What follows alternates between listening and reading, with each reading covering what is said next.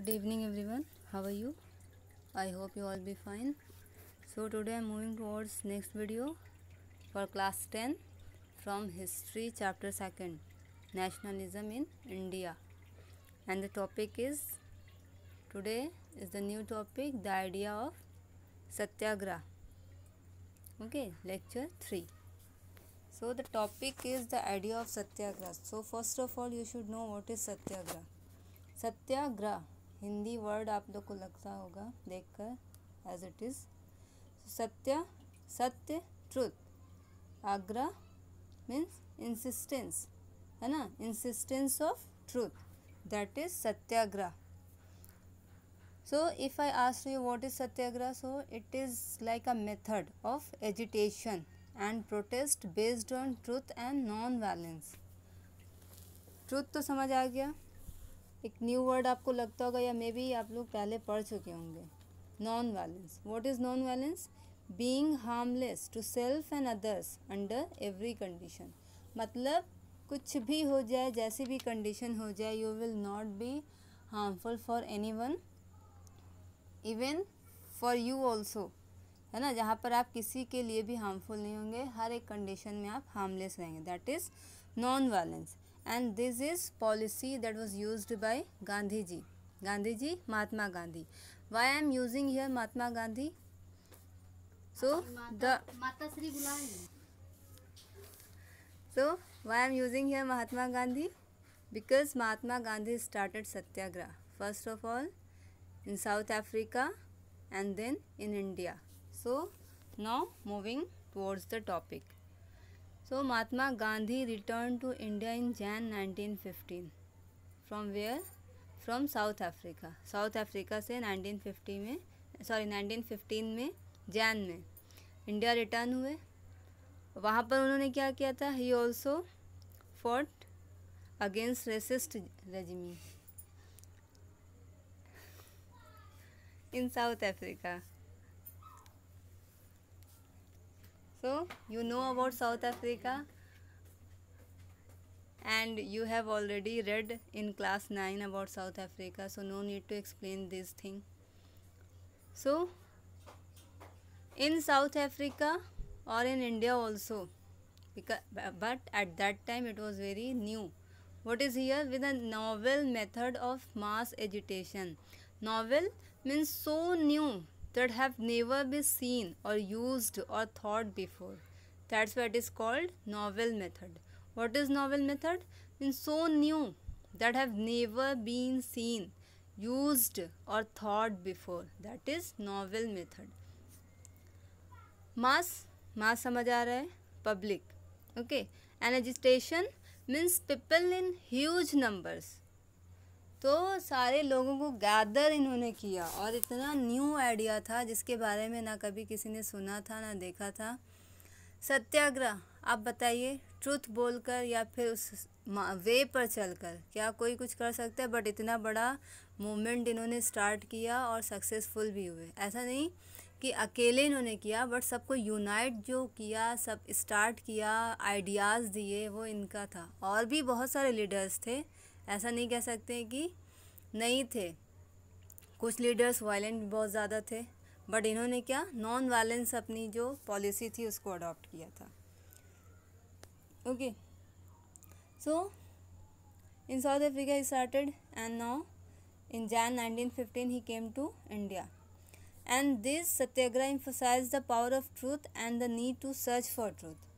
है ना. ये किस पर मीन्स ज़्यादा फोर्स किस पर करता है? ट्रूथ पर. The truth is the power.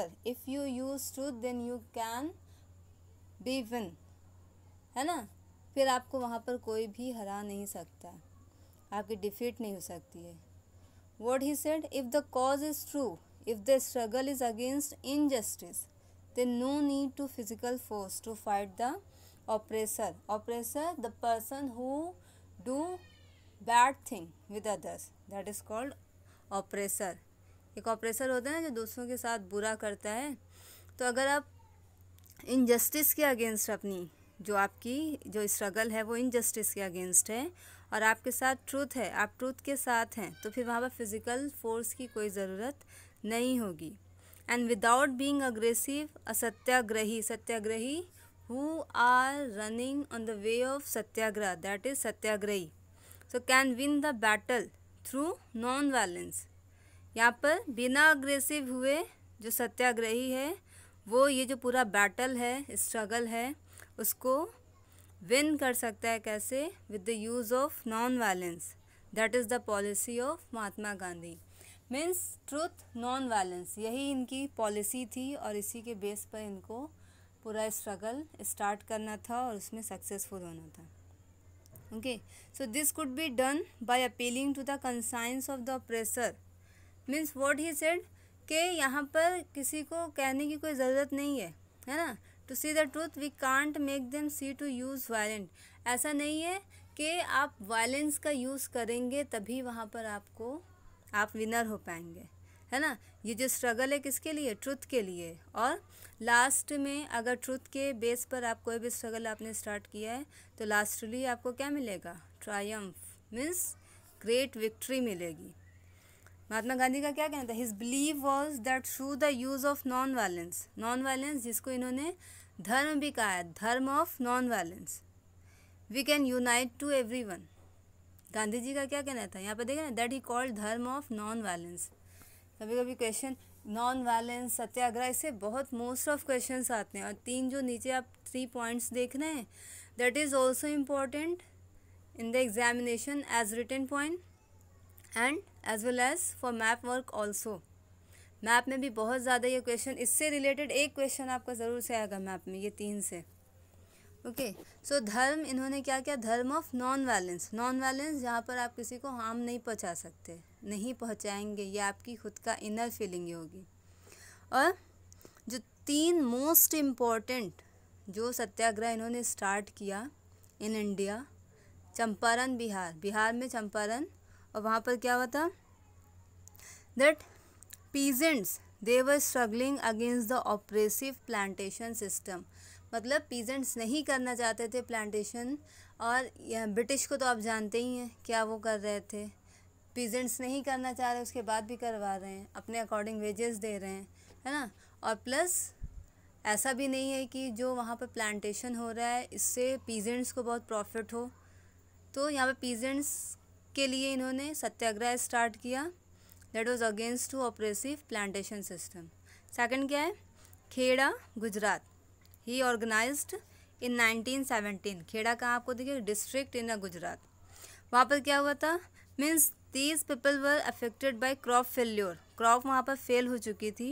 And a plague epidemic मैंने कल आपको बताया था, इन्फ्लुएंजा एपिडेमिक जो अभी कोरोना से रिलेटेड है.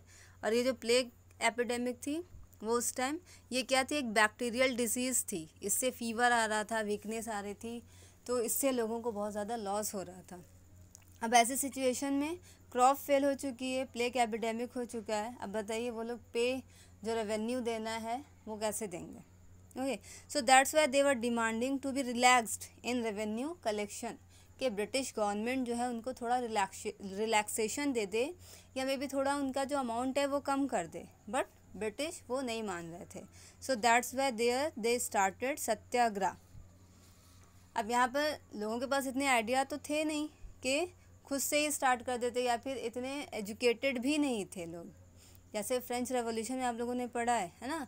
तो जब तक आपके पास कोई आइडिया देने वाला नहीं होगा, आप कैसे उसको फॉलो करके वो आइडिया को फॉलो करेंगे. And third is 1918 Ahmedabad. There cotton mill workers organise a satyagraha movement among cotton mill workers. अब यहाँ पे फर्स्ट वाला आप लोग देख रहे होंगे कि मैंने वहाँ पर ईयर क्यों नहीं लिखा है. तो जो आपकी बुक है उसमें जो ईयर है वो 1916 है, बट अभी मेरे पास बुक तो है नहीं, बट जो नेट से मिल रहा है वहाँ पर 1917 लिखा हुआ है. तो इसीलिए मैंने यहाँ पर ईयर मेंशन नहीं किया, बट 1916 होगा. आप लोग अभी मेंशन मत करिएगा, मैं बुक से कंफर्म करके आपको बताऊँगी. जैसे कंफर्म है 1916, बट अभी आप लोग मेंशन नहीं करेंगे. लास्ट आप एक टॉपिक देख रहे हैं, father of nation. Who is father of nation? Gandhi ji was called father of nation. Why? Because he was the chief architect of independence struggle. जहाँ से इंडिपेंडेंस स्ट्रगल स्टार्ट हुआ, सत्याग्रह यहीं से तो स्टार्ट हुआ ना.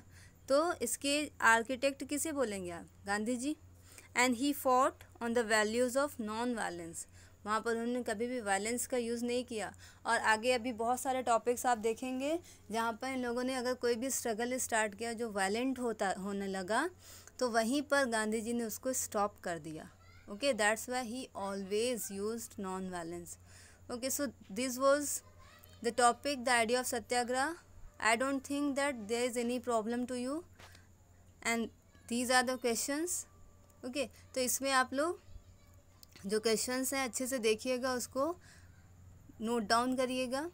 ये सारे जो पॉइंट्स मैंने दिए हैं इसको ऐसे ही नहीं किसी as it is point wise आप लोगों ने लिख दिया, उसको एक्सप्लेन करके करिएगा। ओके, जैसे आपने समझा है, जैसे समझाया है मैंने। Okay, thank you.